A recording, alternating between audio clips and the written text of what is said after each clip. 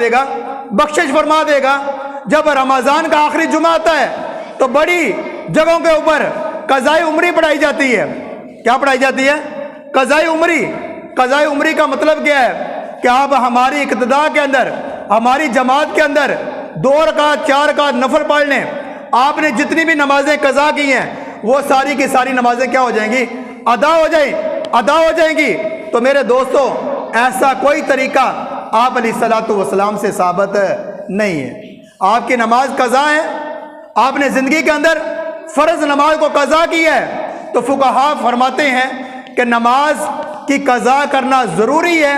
جب تک وہ قضا نہیں کریں گے آپ کے ذمے سے ساقط نہیں ہوگی۔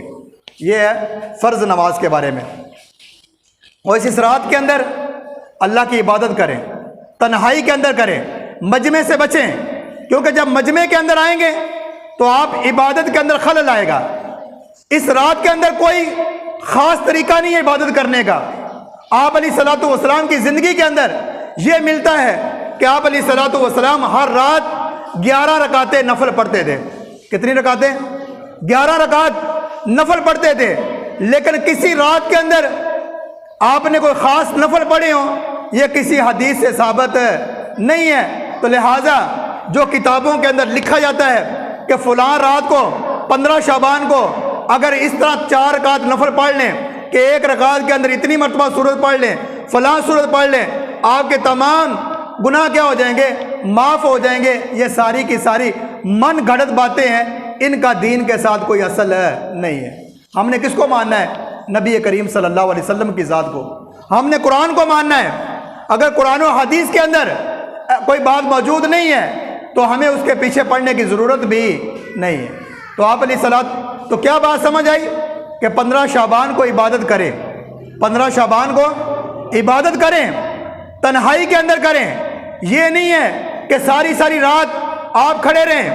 رہبانیت سے اللہ نے کیا کیا؟ منع کیا ہے۔ آپ علیہ الصلوۃ والسلام نے فرمایا کہ میرے دین کے اندر رہبانیت نہیں ہے۔ رہبانیت کا مطلب کیا ہے؟ کہ دنیا داری کو چھوڑ کر صرف اللہ کے لیے ہو جانا۔ آپ علیہ الصلوۃ والسلام نے فرمایا میرے دین کے اندر یہ طریقہ نہیں ہے۔ میرے دین کے اندر کیا ہے؟ نماز بھی پڑھو، شادی بھی کرو، اور دنیا داری کے اندر، دنیا کے معاملے کے اندر بھی چلو۔ آپ نے بہت سارے بزرگوں کو دیکھا ہوگا کہ انہوں نے اپنی عبادت کرنے کے مختلف طریقے لکھے ہوئے ہیں۔ ایک بزرگ کے بارے میں آتا ہے کہ انہوں نے کیا کیا؟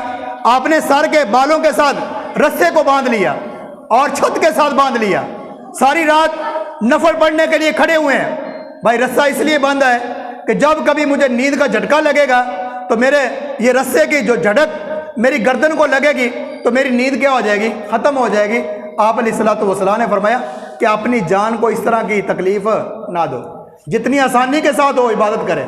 عبادت کس نے قبول کرنی ہے؟ اللہ تعالیٰ نے۔ جتنی اللہ کی رضا کے لیے کی جائے گی، خالص اللہ کو راضی کرنے کے لیے کی جائے گی، اللہ اس عبادت کو کیا کرے گا؟ قبول کرے گا۔ ہاں، اسی حدیث کے اندر آپ علیہ الصلوۃ والسلام نے فرمایا کہ چند انسان ایسے ہیں کہ ان کی اس رات کے اندر بھی بخشش نہیں ہوتی، اس رات کے اندر بھی بخشش نہیں ہوتی۔ وہ کون ہیں؟ سب سے پہلے فرمایا والدین کا نافرمان، والدین کی گستاخی کرنے والا۔